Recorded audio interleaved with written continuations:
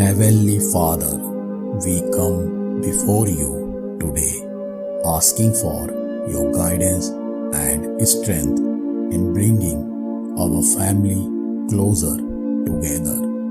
May we be united in love, understanding, and respect for one another. Dear Lord, we ask for your healing touch upon our family. May any wounds, whether physical, emotional, or spiritual, be healed and restored. Help us to forgive one another and to move forward in love and peace. Merciful Father, we lift up our family members who are struggling with illness or pain.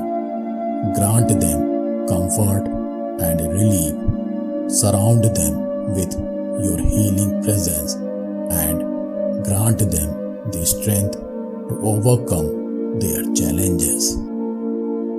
Heavenly Father, we pray for strength within our family.